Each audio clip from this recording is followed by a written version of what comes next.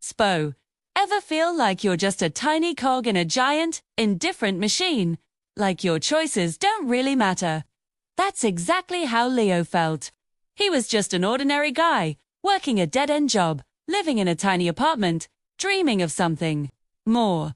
He wasn't even particularly religious, but one night, out of sheer desperation, he looked up at the stardusted sky and just asked, "Is anyone out there?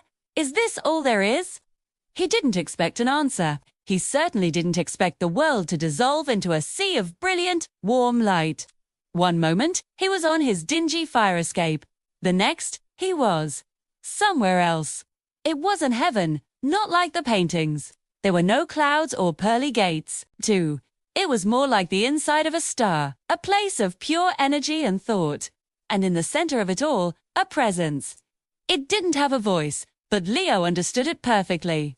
It was a feeling of infinite wisdom, patience, and a faint cosmic amusement.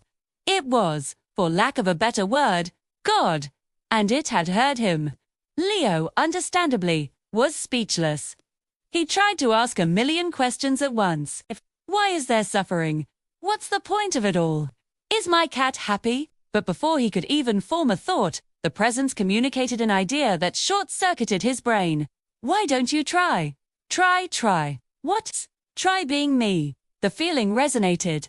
And just like that, a wave of impossible knowledge and power flooded into him. He could feel the spin of every planet, hear every prayer, every curse, every hopeful whisper from every corner of the universe.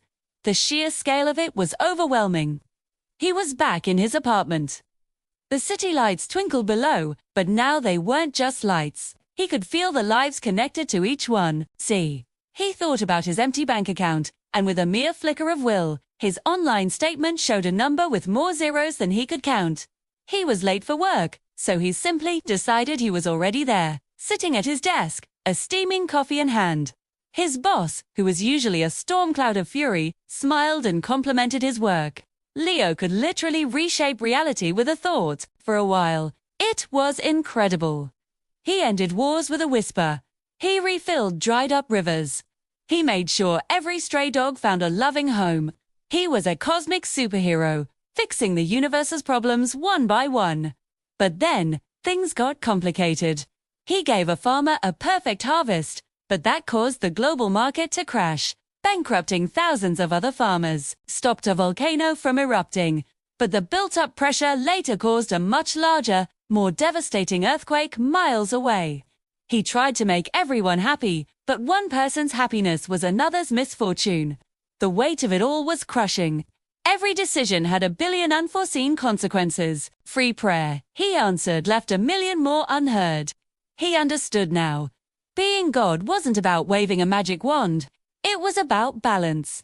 It was about understanding that free will, for all its mesalliances and pain, was the most important variable. You couldn't just solve everyone's problems for them, because their problems, their struggles, were what made them who they were. Taking that away was taking away their humanity.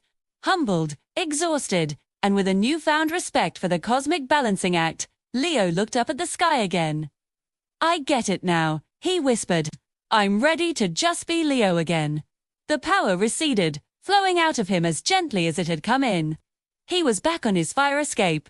The world was just the world, and he was just a guy. Bets. Something had changed. He wasn't a tiny, insignificant cog anymore. He was part of an infinitely complex and beautiful tapestry. His choices did matter, not because they could change the universe, but because they were his.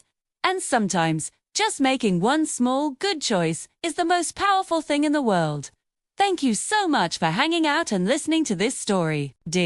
If you enjoyed this little thought experiment, do me a huge favor and hit that like button and subscribe for more content. I'd love to hear your thoughts in the comments below. See you in the next one.